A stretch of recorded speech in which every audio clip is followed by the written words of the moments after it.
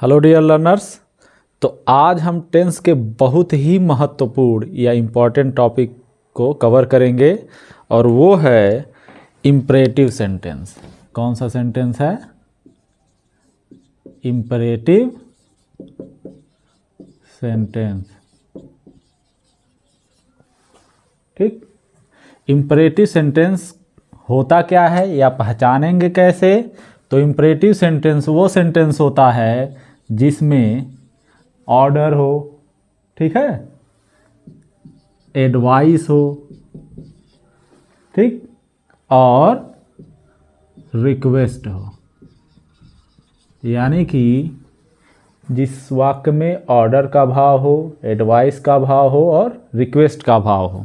Order को हिंदी में कहते हैं आज्ञा, एडवाइस का मतलब हो गया सलाह और रिक्वेस्ट का मतलब होता है आग्रह, मतलब विनती, या साधारण भाषा में कह सकते हैं चिरौरी करना। ठीक है, तो जिस वाक्य में हम किसी को ऑर्डर देते हों, आज्ञा देते हों, एडवाइस सलाह देते हों, या रिक्वेस्ट करते हों, आग्रह करते हों, विनती करते हों, चिरौरी करते हों, ऐसे वाक्यों को हम क्या कहते हैं? इम्परेटिव सेंटेंस कहते हैं। यानी कि अगर आज्ञा, सलाह और आग्रह का क्या आना चाहिए? भाव आए। ठीक है, तो जान जाइएगा कि वह वाक्य किस में है? इम्परेटिव सेंटेंस है। इसको हम कहते हैं आज्ञा सूचक वाक्य। हिंदी में क्या कहते हैं? आज्ञा सूचक वाक्य।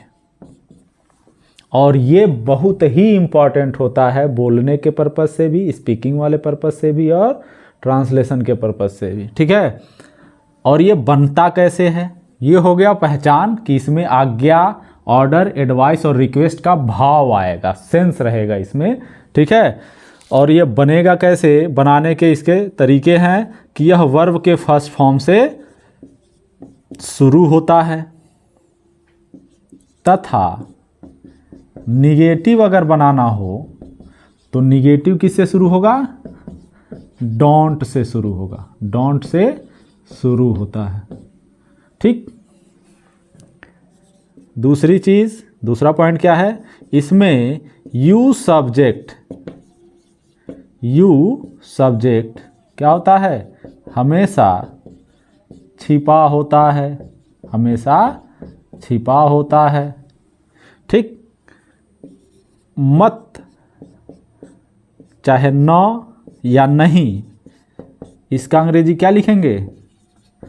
डोंट प्लस वर्ब का फर्स्ट फॉर्म।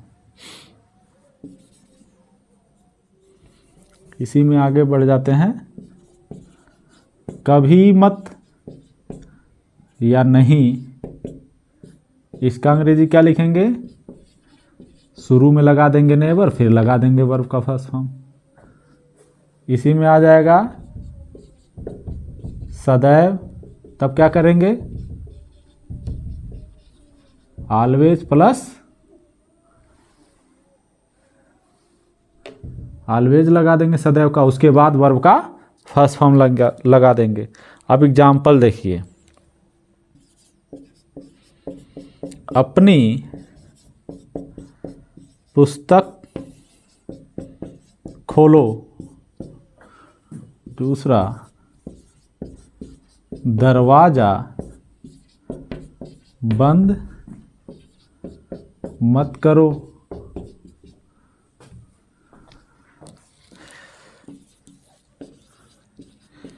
कृपया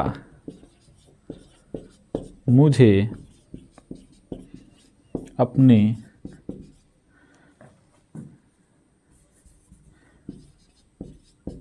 कलम दीजिए।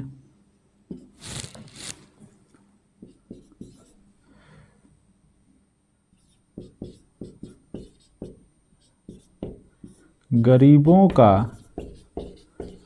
अपमान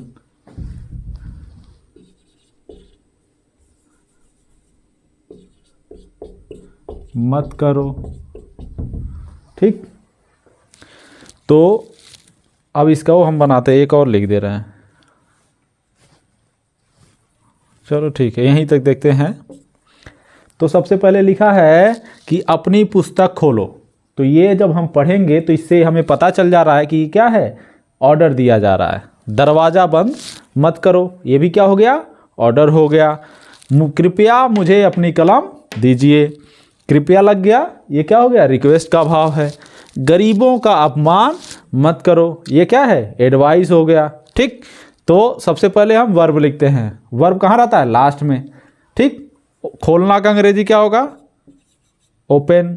अपनी पुस्तक, तो इसमें यू सब्जेक्ट छिपा हुआ है और यू के साथ अपना की अंग्रेजी क्या लिखते हैं, योर। तो अपना की अंग्रेजी यहाँ योर क्यों लिख रहे हैं, अगर कोई पूछे तो उनसे कह दीजिएगा कि इसमें यू सब्जेक्ट हमेशा क्या होता है, छिपा होता है। यू सब्जेक्ट छिपा होता है, लिखते नहीं हैं। तो यू के साथ अपना की अंग्रेजी क्या लिखते हैं, योर। इसीलिए अपना की अंग्रेजी वाक्य में क्या लिखा जाएगा, योर हमेशा। अब पुस्तक का अंग्रेजी हो जाएगा बुक। फुल स्टॉप, हो गया ख़त्म। दरवाज़ा बंद मत करो, तो अगर निगेटिव आएगा तो ये क्या है, निगेटिव वाक्य ही है। तो मत का, न का या नहीं का अंग्रेजी क्या होता है, डोंट।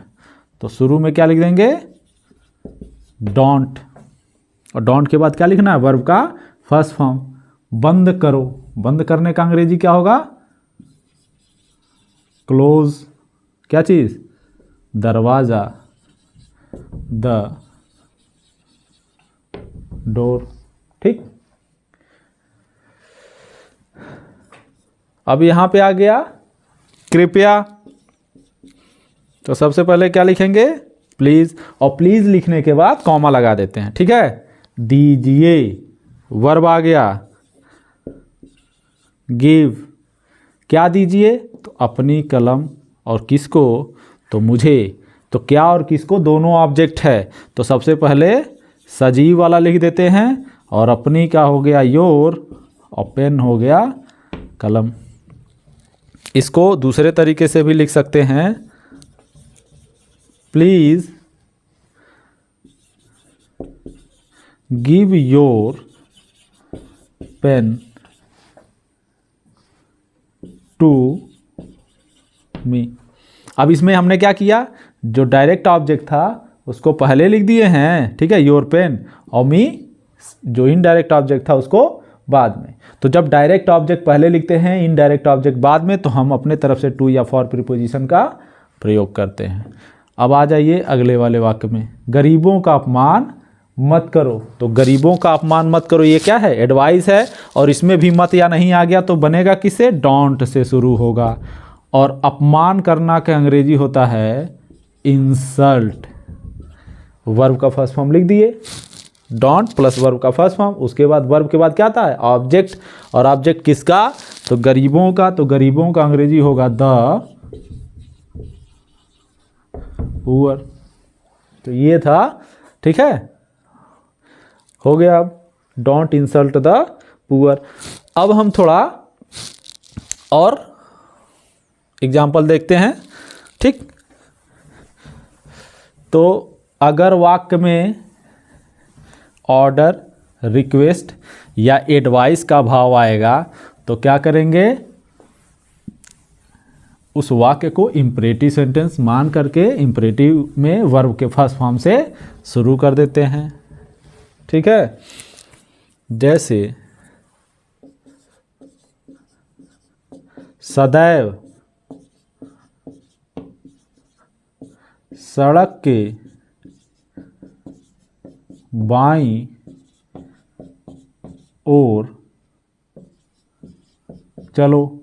ठीक, आजकल के तो बच्चे जिधर मूड करता है उधर चल देते हैं। ठीक है, तो सदैव सड़क के बाईं ओर चलो। अभी आ गया, ये क्या है, सलाह दिया जा रहा है, ऑलवेज। ठीक, सड़क के बाईं ओर चलने का अंग्रेजी होगा always keep to the left. Keep to the left माने बाईं ओर चलना। ठीक है, always keep to the left of the road. Always keep to the left of the road. एक और वाक्य देख लेते हैं। उसके भाई को मत पीटो। ठीक है, कोई बता रहा हो कि उसके भाई को मत पीटो, तो क्या हो जाएगा? Don't beat his brother. उसके भाई को मत पीटो, ये क्या है? सलाह है।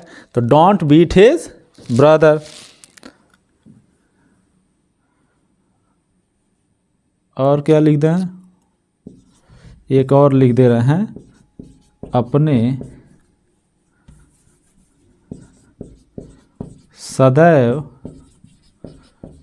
अपने गुरुजनों का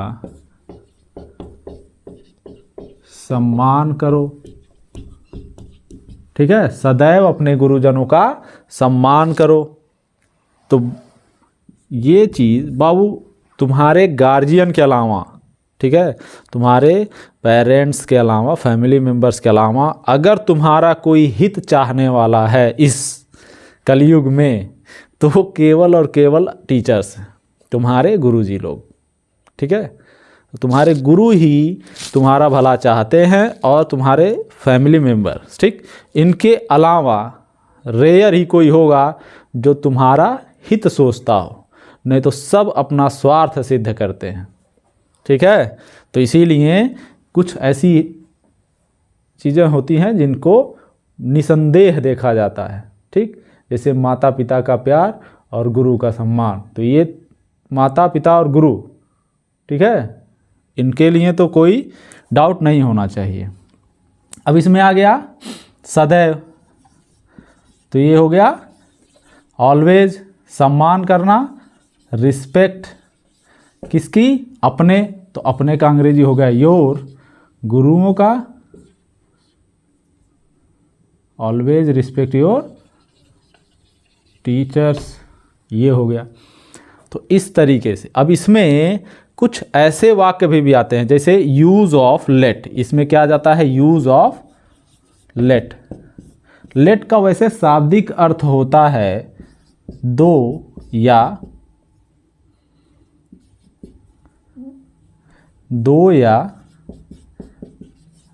दीजिए, ये तो अर्थ हो गया। इसका प्रयोग कहाँ करते हैं? प्रपोजल के लिए, ठीक है, या सजेशन के लिए।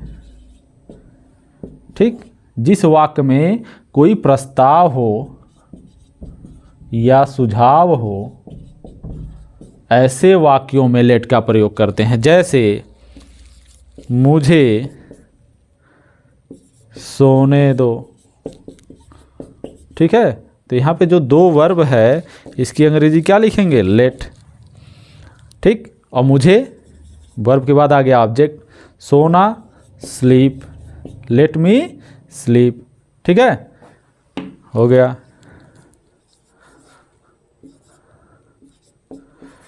आओ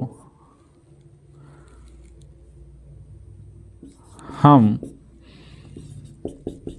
बाजार चलें। आओ हम बाजार चलें। अच्छा, इधर नहीं दिख रहा होगा, नीचे इधर। अब आगे लिख दे रहे हैं, इसको ऊपर वाले को मिटा दे रहे हैं। तो इसी में लेट का प्रयोग थोड़ा देख लें, उसके बाद ये खत्म हो जाएगा। तो लेट का प्रयोग कहाँ करते हैं? प्रस्ताव और सुझाव के लिए। ठीक, अब जैसे आओ हम बाजार चलें, क्या होगा? लेट्स। ठीक है, इसमें ये अंग्रेजी हो गया। बाजार चलें, लेट्स गो टू कहाँ? मार्केट। ये हम का अंग्रेजी इसी में यस आ गया। ठीक है, उसके बाद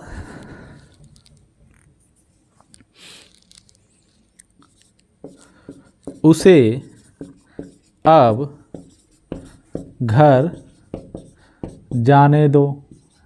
चाहे दीजिए, उसे अब घर जाने दीजिए। मान लीजिए कोई है तो हम कह दिया अरे अब उसको घर जाने दो यार, ज़्यादा टाइम हो गया। ठीक, तो हमने क्या किया, अपना प्रस्ताव रखा। अब सामने वाला इफ़ ही अलाउज देन सी और ही कैन गो होम। ठीक, अगर वो अनुमति देगा, हमने प्रस्ताव रखा, ठीक है, हमने एक प्रपोजल रखा कि उसे अब जाने दीजिए, लेट हो रहा है। जैसे बैठ के बतिया रहे थे दो लोग, किसी और कोई और आया, उसको रोक लिए, बातचीत करने लगे, तब ये हुआ कि हमने किसी ने उसी में सुझाव रखा कि ऐसा ही इसको जाने दो, हम लोग आपस में बतिया रहे हैं, खदेरो इसको। तो सुझाव है, अब उसको माने न माने अलग बात है। ठीक है, तो उसे अब घर जाने दीजिए। लेट किसको, उसको ऑब्जेक्ट रखो, हिम क्या करने दें, जाने दें। गो कहाँ, घर। होम कब, नाउ। अब ये हो गया, ठीक है, लेट का प्रयोग। ठीक, तो इस तरीके से ये था इंपरेटिव सेंटेंस। तो इंपरेटिव सेंटेंस होता क्या है, ऑर्डर, रिक्वेस्ट और एडवाइस का भाव आता है, वर्ब के फर्स्ट फॉर्म से शुरू होता है। लेट का प्रयोग कहाँ करते हैं, सुझाव और प्रस्ताव के लिए, ठीक, प्रपोजल और सजेशन के लिए। तो ये था इंपरेटिव सेंटेंस। तो आई होप आप लोगों को समझ में आएगा और इसका नोट्स बना लीजिएगा, एक्सरसाइज कर लीजिएगा। ठीक है, तो एक्सरसाइज कर लीजिएगा। और इसके बाद फ्यूचर का कुछ बचा है, फ्यूचर के जो टेंसेज हैं उसको कराने के बाद हम क्या कराएंगे, सीधा बोर्ड पेपर में जो प्रैक्टिस सेट है उस पर चला जाएगा। ठीक, थैंक यू।